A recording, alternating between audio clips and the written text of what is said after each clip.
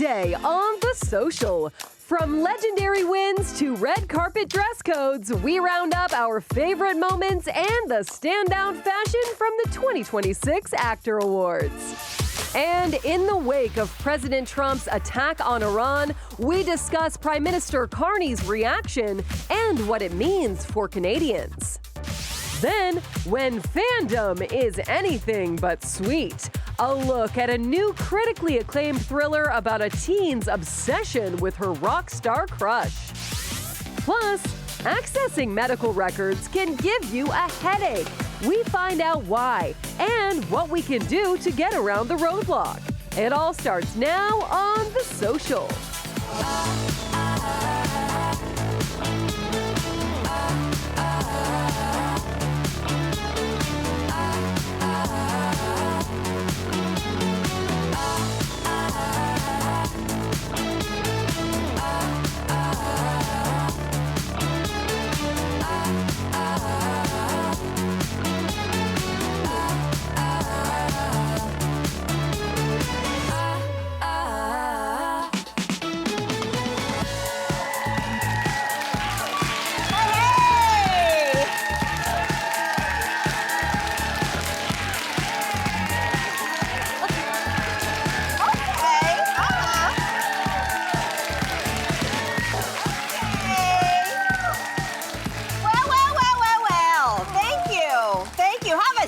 Everybody. Hey, happy Monday and welcome to The Social.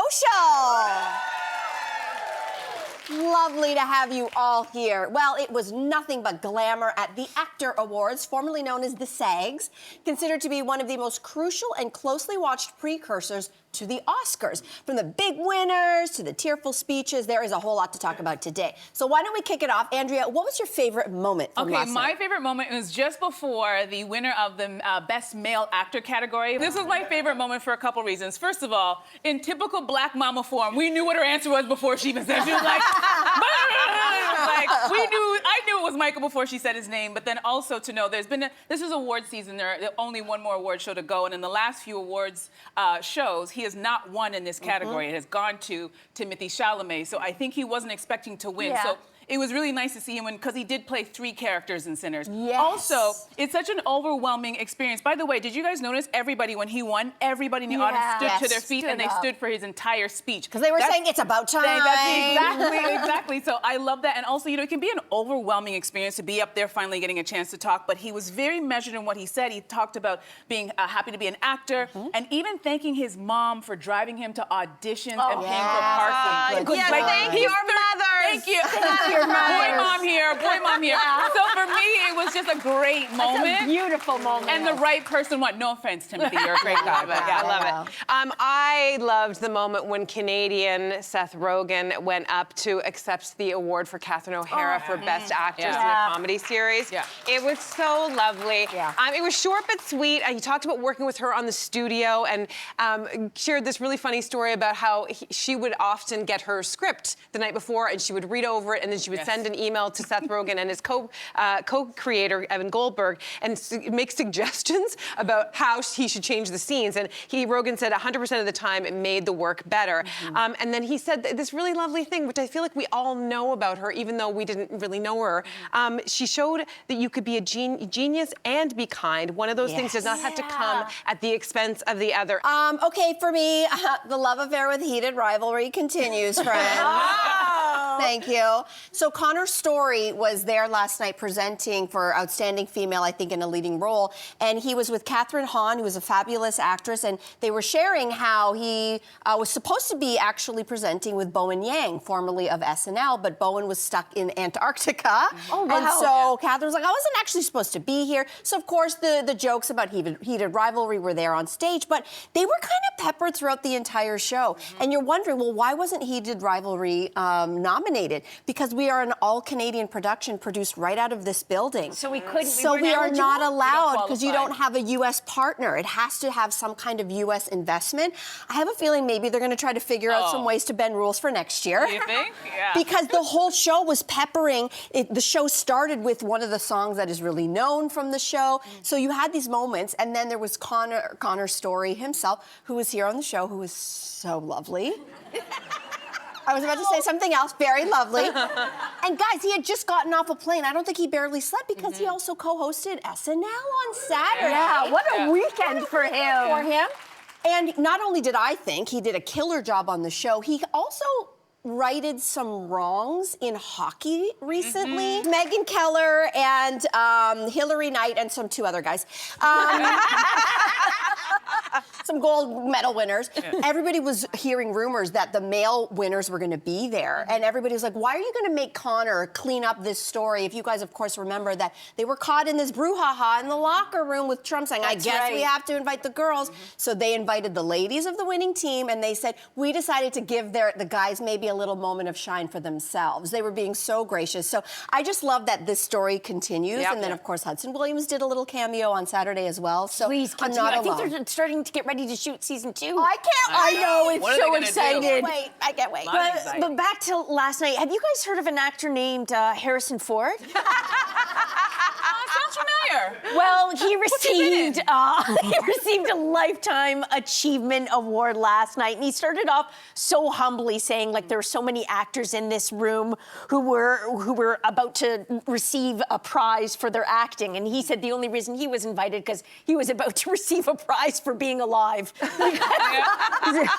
Anyway, he just recounted that he wasn't an overnight success. It took him 15 years before he landed a little part in a movie called Star Wars. He was a carpenter before that and a struggling actor.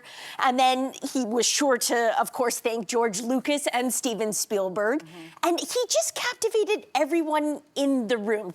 Oh, my goodness. It was a very powerful speech, right? I felt like everybody was hanging on his every word. Do you think it was because there's so many people in that room, and this is how I felt, that we can track our lives against the characters he's played, like Han Solo to Indiana Jones to Blade Runner, Deckard in Blade Runner to Jack Ryan to Dr. Kimball in The Fugitive, Witness. Do you know what I mean? So it's just like this incredible career that we can sort of look at those characters and sort of remember where we were as well.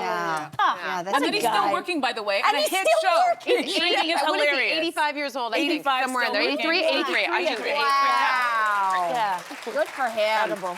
All right, we are not done with the ACTA Awards. After the break, we're going to be telling you which ones were the hottest or most notable looks from last night's red carpet. Right after this, we'll be back.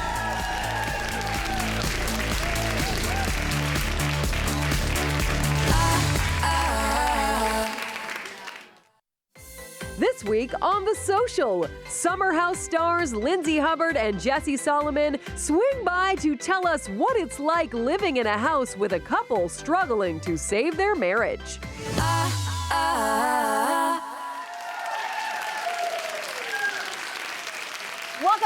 Welcome back to the show. We want to hear from you on social media, and that is how you can join this conversation. We're going to get right into the most striking looks from the ACTA Awards last night. Cynthia, did you have a favorite look?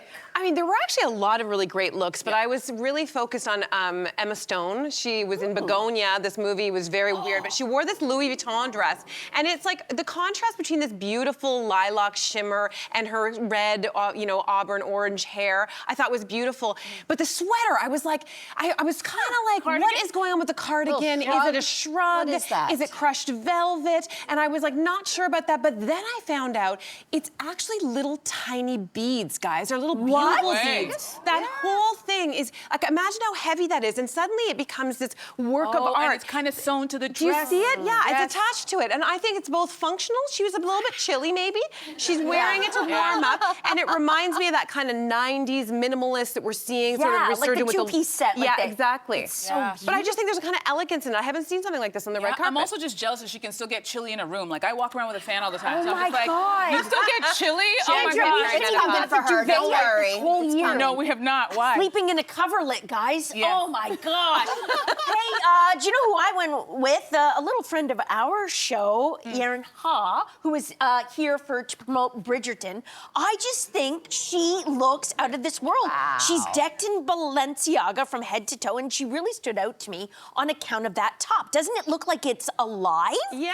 You know, it moves when she moves it, and it reminds me, you know when you see coral growing in the ocean? Yeah. It reminds me if someone took, like, the shoulder pads that a hockey player wears, put that in the ocean, and then coral grows on it, and it's upside down. Anyway, she gave me a lot to think about. Is it Yeah. feathers? Yeah. Do you guys- I don't think so. I think it's just like art. plastic or I think it's art, but I think it's also if you're a person who doesn't like to get hugged at these types of events, it's a perfect top. That's like, such sorry, a good idea. Sorry, I'd love to hug you, but you know, you the can't top. touch a painting at a museum. Yeah. Don't touch me. Don't And touch me. She might have been the most comfortable because you don't see a lot of pants. No. You on the don't, women on the especially red last carpet. night. And Yeah. wide leg pants. She Yeah. can wear the good underwear. She's like wearing the, them nice, too. You know, the one that's from underwear? navel, Right. cover the full cheek. She can wear those Yeah. types Yeah, of underwear. that's You're true. Very absolutely nice. right. That's You're called right. a Tuesday for me. Is Those it? I love that Tuesday. Yeah, no, it's Monday. Okay, do. forget it. All right. So my choice is someone that we've been talking about all award season, and it goes without saying her name is always going to come up. I'm talking about Tiana Taylor. Yep. Once again, this girl, she's wearing Tom Brown in this beautiful dress. From the pixie cut to the choice of jewelry to the way that this dress is literally sculpted to her amazing body. Whoa. That's right, girl. Give it a little shimmy. Get the girls in there. She's always classy. She shows off her figure, but we never see too much. I thought this was just a great dress, the right dress for the right occasion. Yeah. She nails it every time. We have to also talk about her glam. It's always great. But I also have to say something. You know, children do not belong on the red carpet unless your name is Rue Rose and you're the daughter of Tiana Taylor. They were the cutest duo all night. This is what was happening all evening. Her daughter was by her side for all of her You're interviews such a and fixing her cutie. dress before every photo and making sure every single bead was in place. And then when her mom was doing interviews, she would just like walk up to the mic with this confidence, a 5-year-old, and she'd be like, I'm just so proud of you, mommy, and all the things that you're doing. Like, I cried like 3 times. It was the sweetest moment. And then she knows when to leave. Like, what child knows when to leave? Did you see that? I still haven't learned that lesson. There are adults who don't know when to leave. The 5-year-old knows when to leave. So for me, it was like a double where she looked great, but also that moment with her daughter was like Adorable. chef's kiss. It was so cute. Hashtag firstborn girl. Yeah. Yeah. We know what we're doing. Anyway, moving on. My favorite last night was related to Tiana Taylor because she played her daughter in the movie One Battle After Another, and that was Chase Infinity. She showed up with this custom Louis Vuitton 92,000 crystals beaded into this custom dress. I think it was hundreds of hours to put this together, another 40 hours to do her stunning headpiece. She had De Beers London jewels, girls dripping, dripping, dripping. She is expensive. And then you had that mermaid bottom on the bottom. This is her first SAG Awards, Actor Awards. Yeah. This was her first film, One Battle After She's Another. so good in She's it. so Yeah. good in it. Her Yeah, she's dad very is good. Leonardo DiCaprio in the movie. Like, are you kidding me? And this is where we mom is realize Tiana. that Yeah. fashion can help propel you and help tell your story. She's a phenomenal actress, but the fashion has also told the world, I am here to be noticed. I am here in custom Louis Vuitton. Yeah. Don't get Yeah. it twisted. So, I mean, just look at her. Anyway, just look at her. She That's looks all I good. have to say. Such a beautiful Look at her. Can we It was truly stood Yeah, out. can we talk about the best stage name ever of a new actress, Chase Infinity? Oh, you know where she got her name from? What is so her name Chase from? Infinity, she was saying it on the red carpet last night. Her parents named her after Nicole Kidman's character in one of the Batman movies. She was Chase Meridian. I think Batman Forever. Don't get me, Don't don't ask quote me. me, but it was one of the Batmans that she was at. Batman Forever. Thank you, gentlemen. Yeah. So she was Chase Meridian, and her parents said, Chase Meridian, Nicole Kidman, that's a great name. We're going to name our daughter Chase. So that's where she Wow. gets. Very And she cool. hasn't met Nicole Kidman yet, and she's dying to. Well, come on, That's Nicole. happening. She has to play your daughter now. Yeah. Like, what are we waiting Yeah. for? All right, so let's move on to our next topic. For the first time ever, the show had the thematic dress code that is reimagining Hollywood glamour from the 20s and 30s, which you can see here on Jenna Ortega, Chase Infinity, who we just talked about, and Demi Moore. So the question is, should award show carpets have a theme? You guys like the theme idea? What do we think? What do we think? Everybody's kind Listen, of red tepid on this one. I'm biased because I love a theme. Give me direction. I love it because I love that for parties myself. But for this particular event, Elle Magazine, for the first time ever, did a collaboration, a partnership with the SAGs/Actor Awards. Does that mean money's It's exchanged? money's exchange. Okay, And go they say on. that the reason is it's where storytelling and style can come together as one. So when you have a theme, yeah, you can maybe have a lot of samesies, but in this case, when you're talking about actors and stylists, it's how how they interpret it that makes it fun. So there's simultaneously a cohesion, and it looks beautiful together, and also, I think, individual interpretation. So personally, I love a theme, and I think everybody smashed it last I night. wonder if they'll continue on past this one, though. I think that they did it this year maybe because they have changed the name, and so they wanted to do something unique to make that help stick, because it's going to be hard to get away from saying SAG-AFTRA Awards. Anyways, I think also there's a nostalgia for early Hollywood. There's this kind of like, right? They're trying to do the sort of 20s, 30s But did you pick look. up on the theme, like when you were watching? I you did. Go, I understood little bit it of at all. flapper sound, like even There with was a lot of flapper. the beaded head thing. Yeah. There was only like one or two beaded. Okay, Like maybe shoulder the pads, theme went over my head. little I didn't see the theme. Joan I'm Crawford. I'm not a fan of the theme. I think themes are great for children's birthday parties and people who have like specific hobbies. And I'll tell you why. And the Met Gala. Sure, the Met Gala will let it go, but no one ever listens to that theme anyway. Yeah. I'll tell you what happened. When you're looking for a dress for a special occasion, right? There's all these things, you have this idea in your head, but then on the day, you don't know how bloated you're gonna be, you don't know if you're gonna be on your period, you don't know if the bra that you're gonna need to wear is gonna actually fit. So then it throws you into this frenzy because it's like, oh, well, this other thing I could wear, but it's not on theme. And then you start thinking, and it's like, just show up with the dress code of being dressed up and don't worry about it, honey. No one's doing the theme. That's what I feel about it. It's always a rule breaker. That would be me, I'll take it. Yeah. I'm dressing according to how I feel. You're wearing those Monday pants. I'm wearing my Monday panties and my Sunday bra, and that's what you're gonna get. After the break, everybody, we're going to be talking about this, what the world is talking about right now, actually. The Prime Minister is saying that Canada supports U.S. military action in Iran. So what are we making of this? And is this really a step toward peace and security, especially in the Middle East? We're going to discuss that right after the break.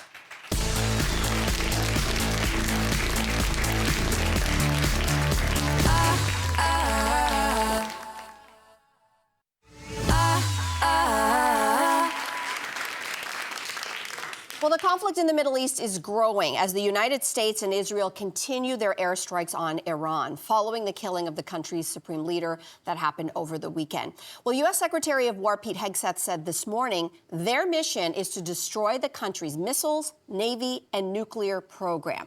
Now, what is Canada's response to all of this? Well, our Prime Minister Mark Carney said Saturday that this country supports the U.S. acting to prevent Iran from threatening international peace and security. That's his reaction. What is our reaction here? Jess? I'm still reacting to how other world leaders are reacting. It was, I think, as far as I can tell, just Canada and Australia that came out in support of the U.S. and Israel's attacking of Iran. And it felt like every other leader, the New York Times did a great little summary of what every other leader around the world had to say. And it seemed like, I might be generalizing, but they were towing this line of, we condemn these attacks, but we also condemn Iran killing their own citizens, sponsoring terrorist groups, and we never want to see them have a nuclear weapon program ever.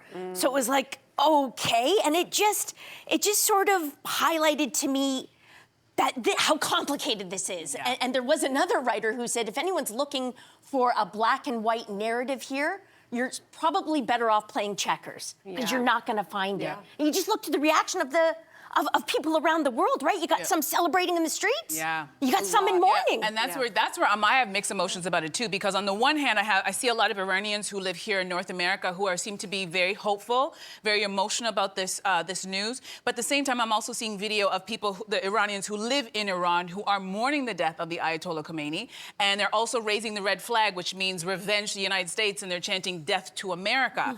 So I'm seeing two different types of reactions. Also, I have to point out that this is, President Trump is the one who, during his campaign, said that he was going to be the president of peace. Right. He was sick and tired of the United States being in all of these foreign wars and these foreign countries, and he's going to pull out. We're going to have everybody's children back at home, and it seems like he's been doing everything in the opposite direction. So I don't understand it. It's also, this is it's illegal, it's unconstitutional, and it seems very self-centered and very presidential of him. This is what he wants to do. And, you know, while everybody has their opinions about war, I think we should not have a short-term memory. War can be very easy to get into and very challenging to get out of. And it feels like, while you've gotten rid of one regime, well, who's coming in next? left a vacuum. Well, that's we a know question that. mark for me. Who's coming in next? Are they going to be better? Who is that person? And is Donald Trump the person to appoint the new regime for Iran? He says he's that going to let doesn't the seem people right. decide. Yeah. I mean, yeah, it sounds like a sort of, very, very hopeful, but almost naive, because we know what happened. It's been over 20 years since the U.S. led invasion in Iraq, and again, Saddam Hussein was taken out. And then, while I think there's many people who would say that things are better, there's also been a ton of civilian deaths. I think over 200,000 civilians have killed since the invasion. So a lot of Iraqis feel like I think that they would say that it's been a very painful process, and it still isn't over yet. So this idea that they can go in, they want this to be a quick war, and that they're going to get out and like leave it to the people. I mean, just imagine for a moment that this happened anywhere else in the world. Can you imagine for a moment if somehow Donald Trump was taken out? And the amount of uprising and the people who follow him and love him, what their reaction would be, the chaos, the potential for civil war. Like, there's all of those possibilities. I think Donald Trump has this really romanticized notion about what happened in Germany in World War II, which is really an unprecedented thing when you think about it, that people went in. Again, it was coalition of varying different factions, allies who worked together. And then they went in and they really came in with a very, I think, a very coherent strategy once Adolf Hitler was dead. And I think it was about, overhauling the education system, really talking about democracy.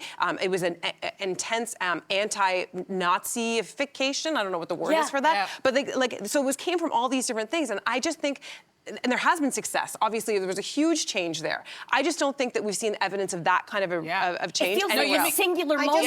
You make a good point. I think, it is extremely complicated. I have Iranian Canadians, Persian Canadians, who are very, very close to me. And while you said, of course, the Iranian people are not a monolith, there's about 80% of the population there that, of course, is celebrating the death of Ayatollah Khomeini. But there's about 20% who are ardent followers of his and the IRGC, who are mourning his death. So they're not a monolith. Having said that, if you know a Persian Canadian, they're probably here because they fled that country for the oppression that they have been experiencing for almost 50 years.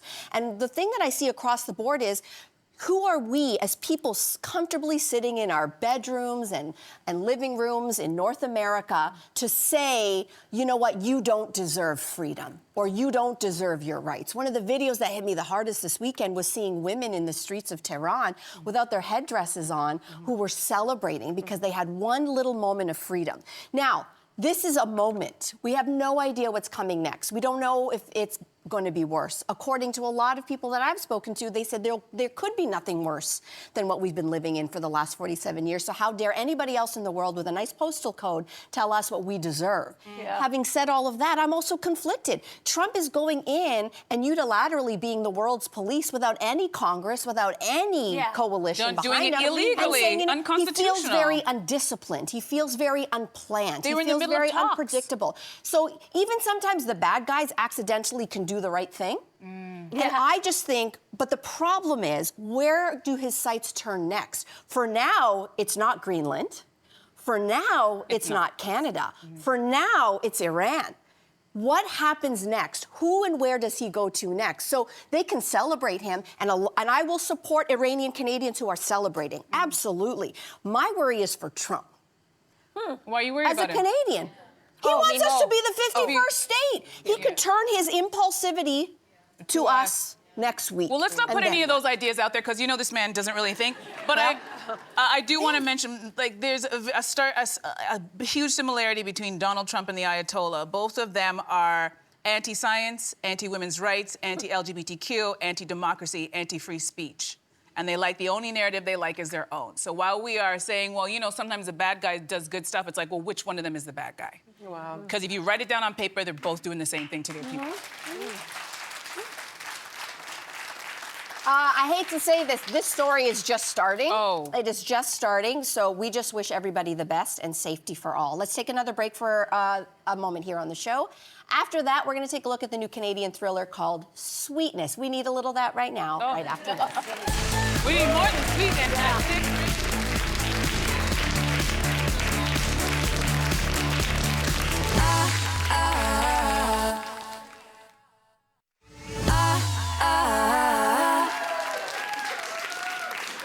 Welcome back, everyone. In the new movie Sweetness, 16-year-old superfan Riley meets her rock star crush, and after discovering his drug addiction, makes it her mission to save him. But what begins as compassion quickly turns into captivity when she locks him away in the name of love. Here's a sneak peek. The universe is telling me that I'm meant to help him. You've relapsed, and it's okay. Where am I? We have to keep him here until he can get this out of his system. We're just trying to protect you. This is insane. No. Hey! Why are you Anyone, being so mean? please Stop help! yelling. Help me! Someone! All right, here to tell us more about the genre bending film is director Emma Higgins and Sweetness star Kate Hallett. Welcome to the show. Welcome. We're thrilled to have you Sorry, here. that click got me all messed up. I couldn't even read the prompter. Oh my gosh. Well, critics are describing this film as a psychological thriller, but Emma, you say this film, you wrote and directed this film, that it's a fun movie. So I want to know, how do you define fun, kiddo? Listen, fun is it's wearing a lot of dark eyeliner. That's fun. It's light kidnapping, some minor violence, Light kidnapping. small crimes, like minor crimes. Just minor. Yeah, going to concerts, that's fun. That's like, there's a music element there. There is. Hanging out with your besties, just doing small crimes. Yeah, I'm gonna use that light kidnapping. It was just a light kidnapping, Jess. All right, so Emma, you also said this movie is for the Solange in the elevator, which is a reference to that time she had that fight between her and Jay-Z and Beyonce just stood there.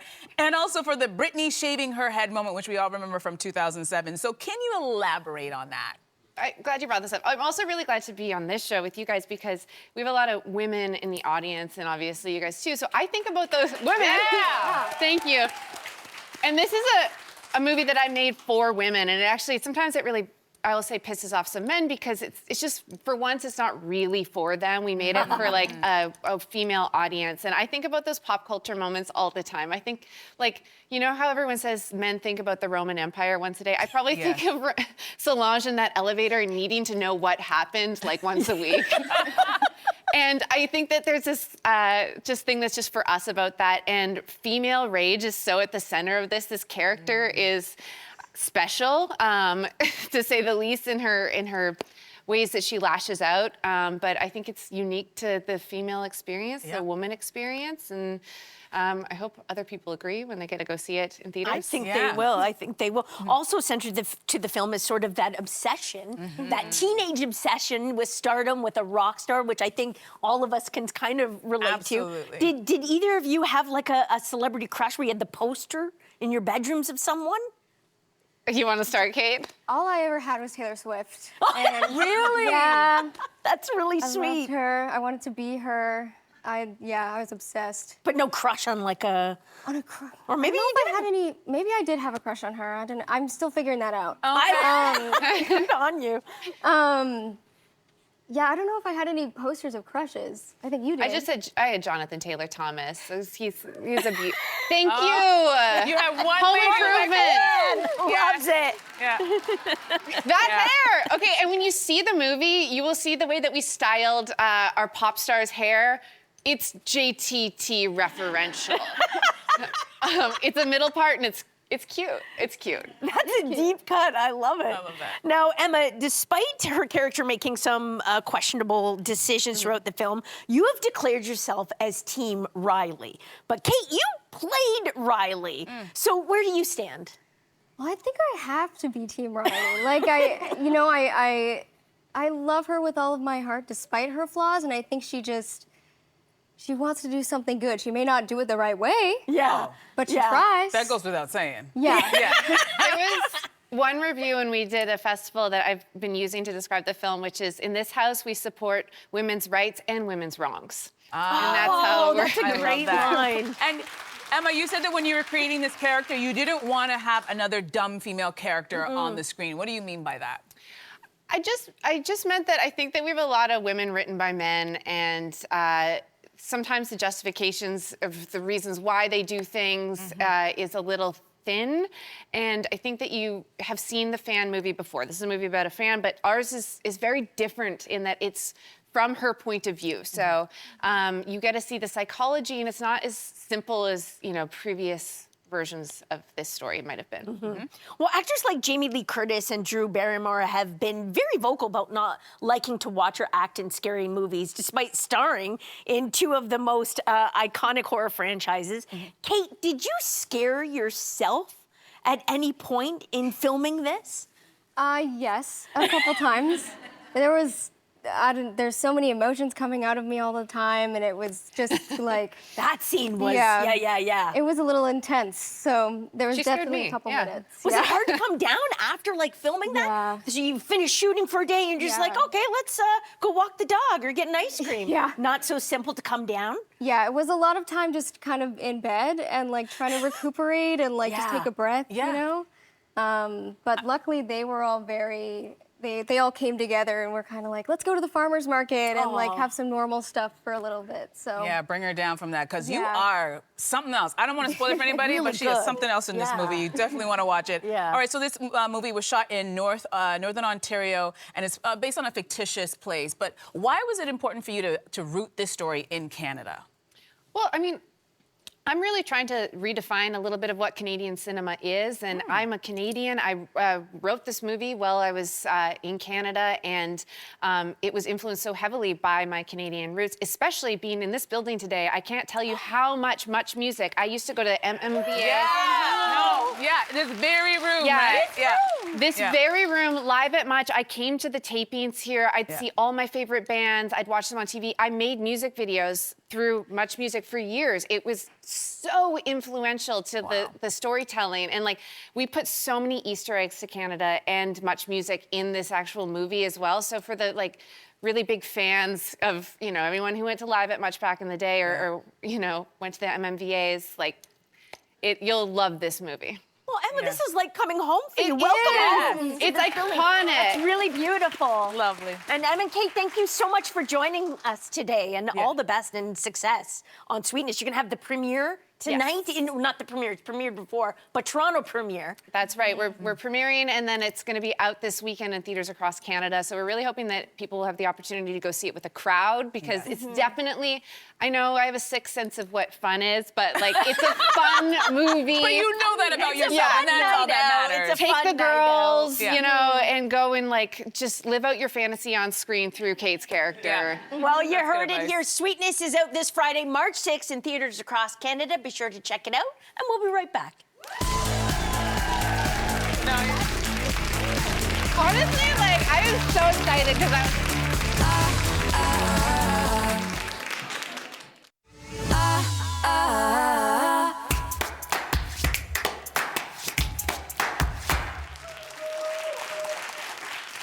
Welcome back to the show. Well, we are continuing our Care in Canada series here on The Social, and we're digging into the challenges within our healthcare system and how they might be solved. So today we're going to talk about why it is so difficult to access our own medical records. So Dr. Tara Kieran is a family physician at St. Michael's Hospital and the founder of the Our Care Research Initiative on Canada's primary care system. And she's here with us today. Welcome back to the show, Dr. Kieran. Thanks for having me.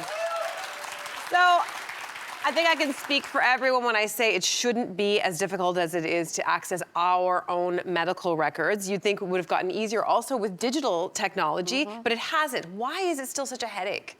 Yeah, so I mean, I think the first thing I'd say is it's not a technology problem. You know, we've got the technology here in Canada. We know there are many other countries where people have access to their records. The technology exists. So I think it's more one of political will. And I would also say there's like a historical context here. So the way that our health systems have developed, the information systems, there are different data systems and they don't actually talk to each other.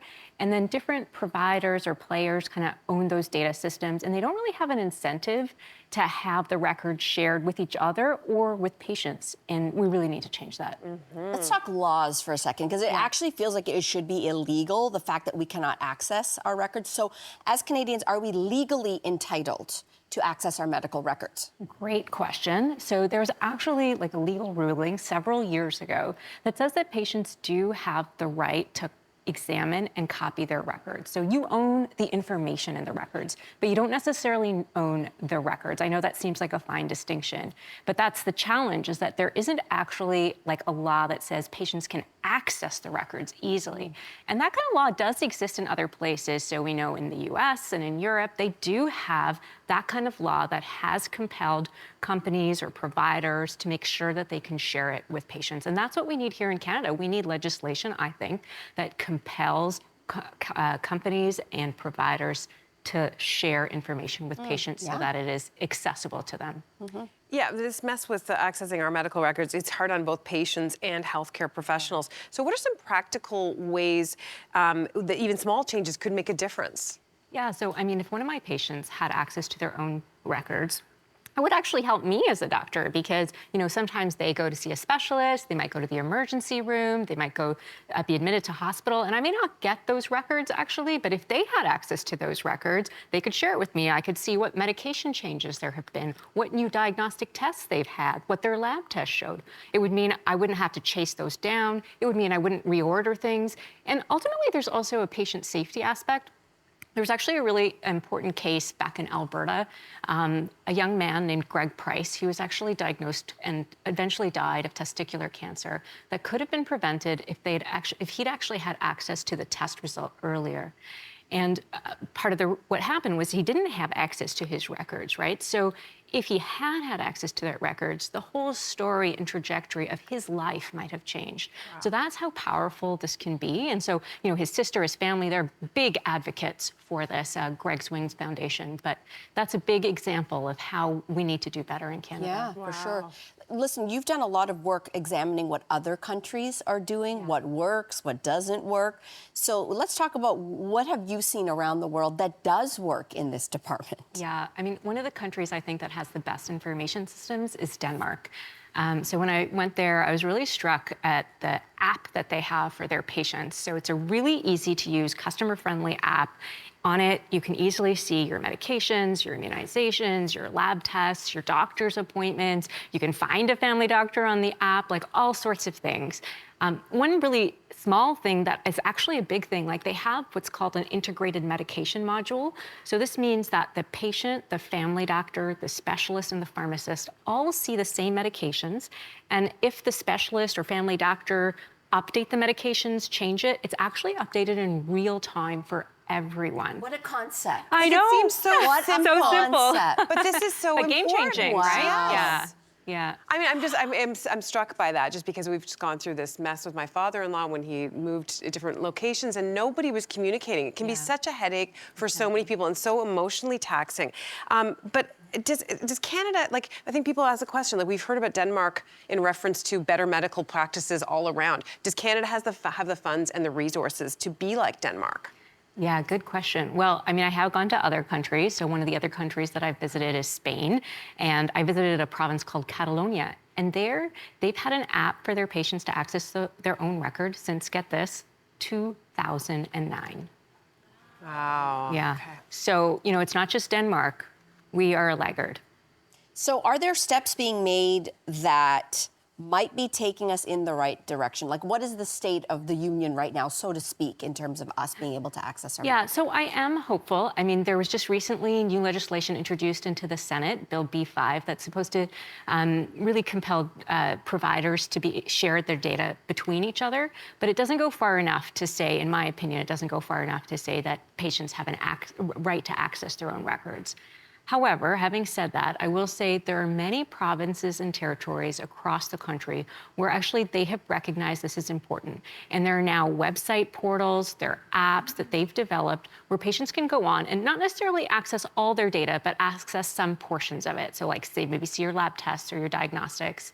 Actually, in a recent interview on my podcast, Primary Focus, I interviewed someone very senior in the Nova Scotia Health Authority, and they talked about how in Nova Scotia, the last couple of years, they've developed the Your Health NS app.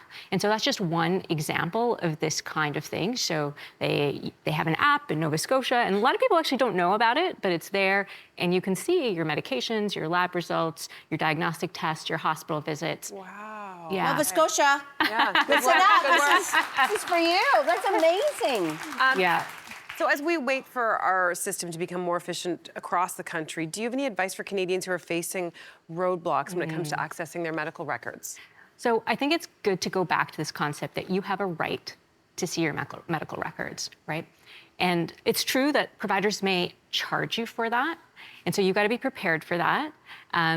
And if you can't afford it, just say you can't afford it, because many organizations, many providers would actually make an exception if they know that you can't afford it. So you have that right. Make sure you remember that. And then, as I mentioned, all of these there are many provinces, the Western provinces, Atlantic provinces, Quebec, where you might be able to access some portion of it online. So just Google health records in your province and it should come up. I think Health 811 is also a really great resource in general. I will say, I think what we really need is like some kind of heated rivalry between provinces to try and get us to that level where all of them are providing us with that kind good. Nice reference. Yeah, very good. Dr. Kieran, this has been eye-opening. Thank you so much. Thank you. A lot to think about right after this. We'll be back right after this.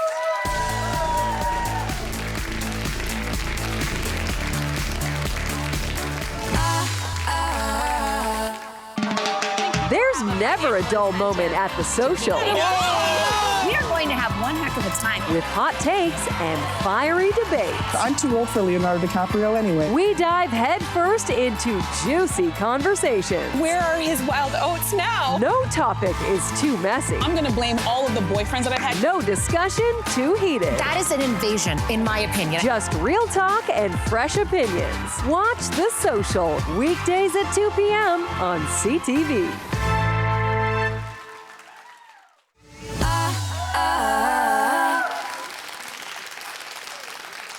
Everybody, tomorrow on The Social, why you're likely not making the most out of the skills you already have to maybe improve your salary. Money expert Robin Thompson is here tomorrow. She's going to talk to us about that thing called human capital. This is going to be fascinating. Also, we're going to get a taste of the FIFA World Cup. We've got Chef Trevor Louie, who's going to share some themed snacks and recipes to get you ready to host those viewing parties. I can't believe it. We are just months away. Yeah. Especially you. Aren't you excited? Oh, well, sure. Miss the sports. Yes. It's going to be very good. That's Team Canada. Team Canada, but I mean, I'm Italian too, so like maybe Sure. can I straddle the line? Can you straddle the line? No, you gotta choose a side. Oh my gosh. There it is. We'll just leave All right, that. everybody, pick your team. Join us tomorrow on The Social.